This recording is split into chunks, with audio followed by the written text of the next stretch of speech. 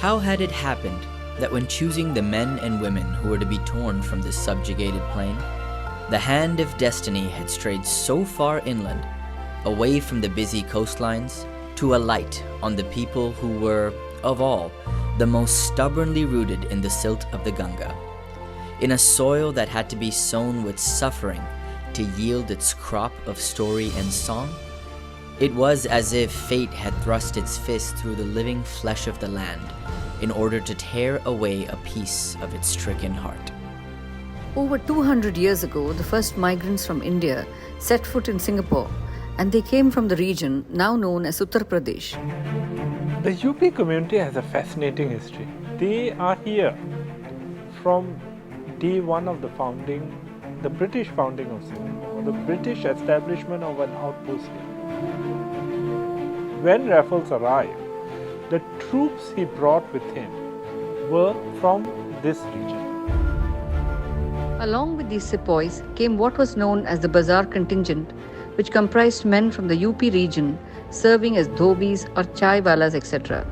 This began the migration of Indian workers into Singapore during the colonial era. The first stream was connected to the sepoys and the Bazaar contingent, and here we think of the roots of the term dhobi god, for example, but also of the military presence and their influential role in the early development of Singapore. But beyond that, of course, there were various other streams. So no singular stream defines the movement to this region. Troops, Bazaar contingent, I think transported convicts also. Very few people know that one of the largest groups of transported convicts from India who were employed in the building of roads, in the opening up of land here and making major landmarks in the Singapore context, and would have also settled down over time as civilians here, came from the UP region, but also from other parts, right? And this would have been another important strand in explaining the UP, the development of the UP community here at its early stage. While the sepoys and the Bazaar contingent settled in the cantonment areas, another strand of migrants made their home in the Serangoon area. But when and how did these new migrants come into Singapore? From the late 19th century, independent networks now are established. These may have been connected to the earlier moves. People who say perhaps would have gone back or aided in the migration of a male kinsman from their village and so on and so forth to this region. Many of them tended to come from two very important districts in that region. The district of Azamgarh today, which is divided in the district of Mau and Azamgarh in Uttar Pradesh, and the district of Gorakhpur. And we find as they come independently connected to a chain migration stream, they get engaged in certain industries that they are occupations which the community is associated with. For example, in dairy farming. That occupation was the reason why this stream of early migrants settled predominantly in the Rocho, Serangoon and Potong Pasir areas. This community was instrumental in the development of the dairy farming industry in Singapore. Later, as the city grew, the farms had to move to outlying areas, says dairy farmer Udayanath Singh. Besides dairy farming, the UP community was very active in other occupations as well. It was also very important as watchmen, jagas, as they are known in Malay. Many of them came to be watchmen in the private industry. When I look at some of the images that today they show in Bukit Brown, which are often said to be Sikh, I can mark out some that in fact may actually come from the UP community as well. So they too acted as guards and as watchmen. After all, they had a traditional connection with the Bengal army as well. So many were worked as watchmen, and watchman was a job that they preferred. Why did they prefer it? Well, didn't have a great salary, but the point was this, that A, it gave them some measure of authority. B, the UP migrant traditionally, especially in the 19th and really for the early 20th century, saw India as his home, Eastern UP as his home. His desire was to earn enough, remit funds, and then expand his land holdings and return to India. That was his aspiration. There was a deep connection, it seems, with the Gangetic region. And so they tended to maintain their families in the home. And so as a watchman, therefore, you are provided accommodation. You don't need to make capital investment in terms of rental. So this is a job that they prefer. Give them some measure of authority. It allowed them to not have to invest in land holdings and ownership of houses and so on and so forth. And they could remit as much money as possible to them. And that's how, that was a pattern that they maintained. And then they also were involved, some were of course sweetmeat sellers, mithais. So there were some who were engaged in that. Prison warders. Very interestingly, the community was heavily also involved in as prison warders. And it makes me wonder whether this actually had an older connection to the transported convict prison. After all, we know that the early transported convict prison, Indian transported convict prison, the Indian convict who rose in the hierarchy became the warden. And I wonder sometimes whether the involvement of the UP community as prison wardens is connected to that. Alongside that, you had people in a variety of businesses and so on and so on. Starting off with small trades such as tea stalls and pawn shops, slowly they later moved into more lucrative occupations such as money lending and eventually even into business. It's not a community that perhaps has produced many notables in the Singapore context. There are a few that one can name. For example, there's Mr. Sivakant Tiwari, who was in the AG chambers and very important. Mr. Srinivas Rai was an MP. But in general, it's not a community known for its notables.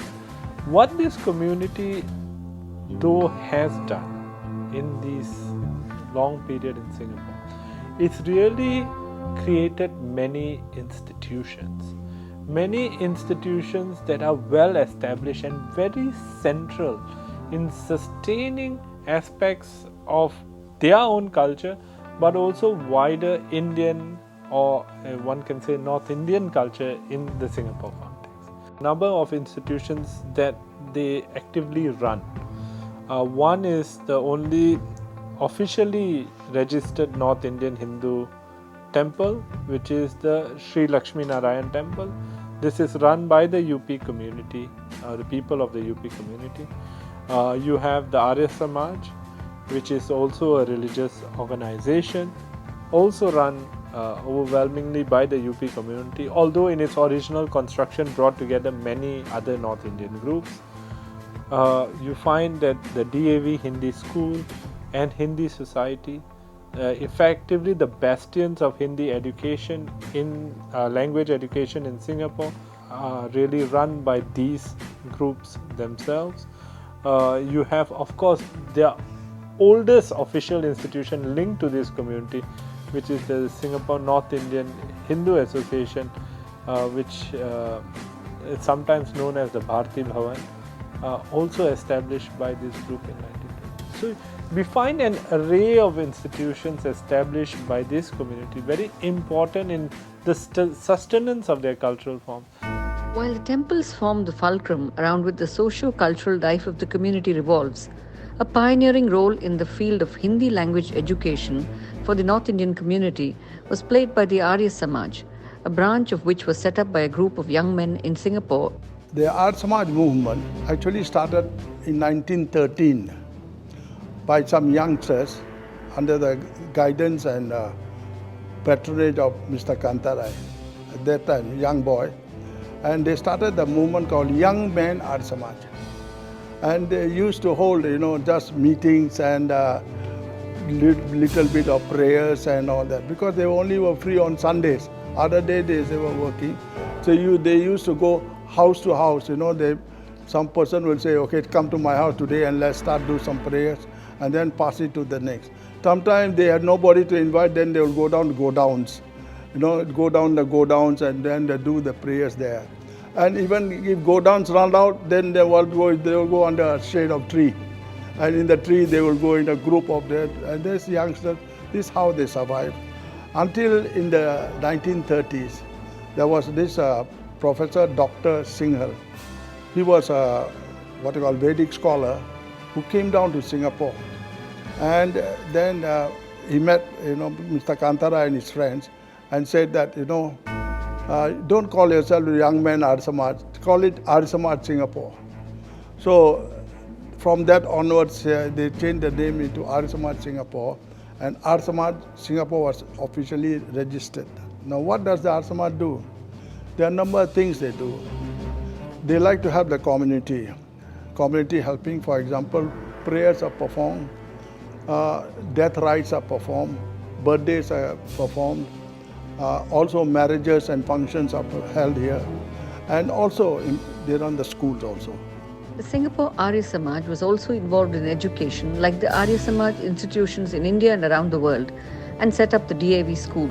The Arya Samaj in the early 1960s started the Hindi school. So they call it DAV Hindi school. That means Dayanand Anglo-Vedic School, founder of the Arya Samaj movement. So name after it. Of course, in India there are thousands of branches, but Singapore, that was the only branch. So the early days, the DAV Hindi school, the community leaders felt, that okay, they want to keep up their Indian language, keep up their culture, know more about this. And but unfortunately, English was more important. Hindi was not important because the bread and butter issue, and the more you study English, you will become better. Anyway, even in spite of the fact there was only a small population of 8 to 10 people, the Hindi carried on.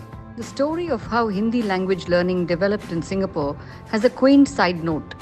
The school that started off with a handful of students suddenly found a boost coming in from an unexpected source, says Mr. Rai. Hindi movies that started coming into Singapore. People began to love the Hindi songs and all that. And especially another community called the Malay community also joined in, and they liked the music and this on. They go to the theatre, they enjoyed the music, they enjoyed the song, but they couldn't understand because the dialogue was different. So what happened? The DAV Hindi school received a boom. For example, 8 to 10 students suddenly went 80 to 90 students. The learning of the Hindi language grew later in a more conventional manner, however, with the support of the Ministry of Education. The arrival of more affluent new migrants from northern India added to the demand, and in 1989, the Hindi Society also started offering Hindi language classes. Intellectual, more people, more migrants from India began to start coming here. Then they started, but their children wanted to study Hindi. And therefore what will happen was that in the 90s and all that, we requested MOE, to start organizing and let us recognize the Hindi language and all that. We tried very hard, and finally, after a few years later, they decided that, okay, let Hindi language and NTIL language, they call it, and start. So Hindi started. We started in the 50s, 60s with only 5 to 8 students. But today, we are proud to say that we have 4,000 students, DAV Hindi School. And we are running 9 centers given by the Ministry of Education, and also about 60 to 70 schools, over 70 schools in Singapore to run the Hindi program in those schools. And we have, one teacher at that time. Today we have 140 teachers, and we have permanent staff, and Hindi has progressed quite a lot. We like to thank the Ministry of Education for that, for supporting and helping us. And also I'd like to thank our former Vice Prime Minister, Deputy Prime Minister Mr. Tharman, who earlier on, which granted, in the Parliament 1.5 million to NTIL as a bonus, as a support for education of these NTIL languages. And we still get helpful grant from MOE.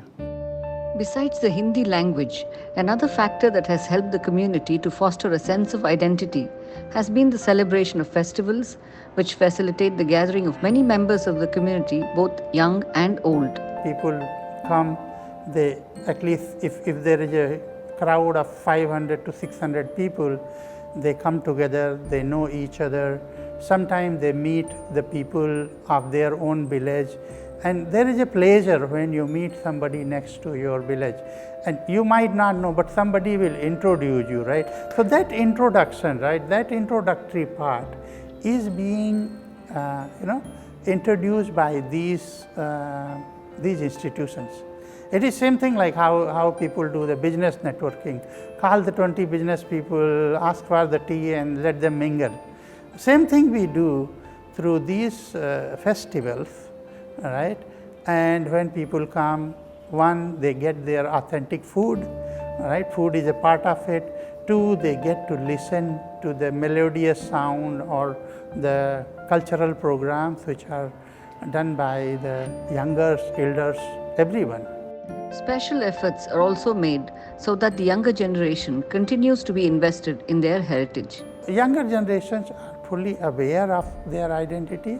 We also do conduct the Hindu classes, right, with the auspices, with the work by Hindu Endowment Board, right. So children get the access to those information. They know what is our culture. They know what is our, via the textbooks, via those processes, right. There are certain programs run by Arya Samaj also, the age of 5 to 12, 12 to 18, and there are syllabus of religious in nature, so they can know their identity.